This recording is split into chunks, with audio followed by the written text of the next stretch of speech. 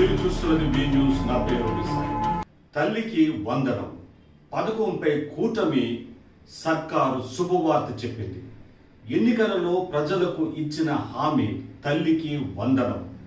మే నెల నుంచి ఈ పథకాన్ని అమలు చేయనున్నట్లు సీఎం చంద్రబాబు ప్రకటించారు.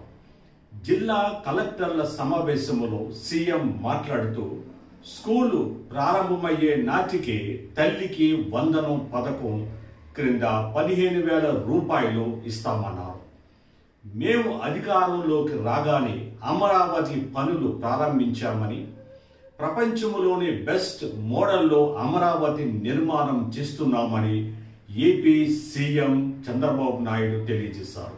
చూస్తూనే ఉండండి B news, Prajapaksham. Please subscribe.